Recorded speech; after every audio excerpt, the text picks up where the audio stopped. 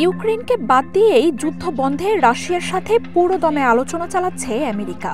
এরই মধ্যে মস্কোকে সাথে নিয়ে ২৮ দফার এক খসড়া শান্তি প্রস্তাব তৈরি করেছে ট্রাম্প প্রশাসন।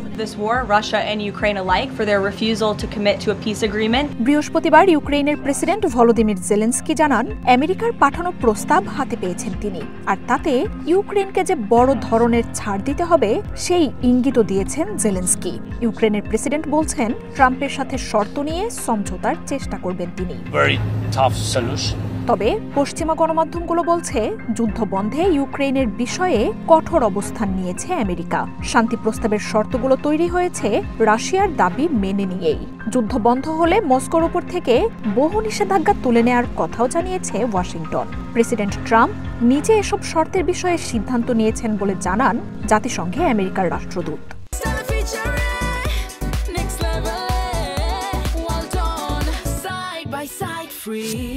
আনুষ্ঠানিকভাবে প্রকাশ না হলেও আমেরিকার শান্তি প্রস্তাবের বেশ কিছু শর্তও তুলে ধরেছে গণমাধ্যমগুলো। এএফপি বলছে, ক্রিমিয়া, লুহান্স্ক ও দোনেৎস্ককে রাশিয়ার অংশ হিসেবে স্বীকৃতি দিতে পারে আমেরিকা। ৪ বছর ধরে চলা ইউক্রেন রাশিয়া যুদ্ধের প্রধান কেন্দ্র দোনবাস। লুহান্স্ক ও দোনেৎস্ক নিয়ে গঠিত এই অঞ্চলটির প্রায় পুরোটাই দখলে নিয়েছে রুশ সেনারা। মাত্র ১৪% নিয়ন্ত্রণ ধরে রেখেছে ইউক্রেন। এর আগেও যুদ্ধ বন্ধের জন্য এই অঞ্চলটি রাশিয়াকে ছেড়ে দেওয়ার শর্ত দেয়া হলেও তা নাকচ করে দেন জেলেনস্কি। তবে এবার কিয়েভের বিরুদ্ধে শক্ত অবস্থান নিয়েছে ট্রাম্পের প্রশাসন।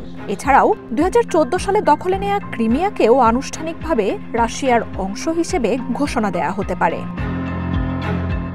রাশিয়ার শর্তমতে ইউক্রেনকে সামরিক বাহিনীর আকারও ছোট করতে হবে। বর্তমানে থাকা প্রায় ৯ লাখ সেনা সদস্য কমিয়ে বাহিনীতে ৬ লাখ সেনা রাখতে হবে কিয়েভকে। চুক্তিতে ইউক্রেনকে ইউরোপিয়ান ইউনিয়নের সদস্য হওয়ার অধিকার দেয়া হবে। দেশটির পুনর্গঠনে আমেরিকা সক্রিয় ভূমিকায় থাকবে। জাতিসংঘের নিয়ন্ত্রণে রেখে জাপোরিঝিয়া পরমাণু কেন্দ্রে উৎপাদিত বিদ্যুৎ রাশিয়া ও ইউক্রেনের মধ্যে সমানভাবে বণ্টন করা হবে। শান্তি চুক্তি অনুযায়ী ইউক্রেনকে কখনোই নেটো সামরিক জোটের সদস্য না হওয়ার প্রতিশ্রুতি দিতে হবে। বদলে ভবিষ্যতে আর কখনোই ইউক্রেনে আক্রমণ না করার প্রতিশ্রুতি দেবে রাশিয়া।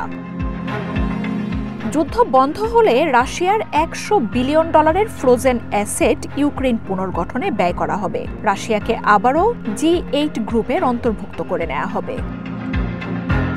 রাশিয়াকে সুযোগ দেয়া এই প্রস্তাব প্রত্যাখ্যান করেছেন ইউরোপের নেতারা। তবে প্রেসিডেন্ট জেলেনস্কি জানিয়েছেন, শান্তি প্রস্তাব নিয়ে আমেরিকার সাথে কাজ করতে প্রস্তুত তিনি।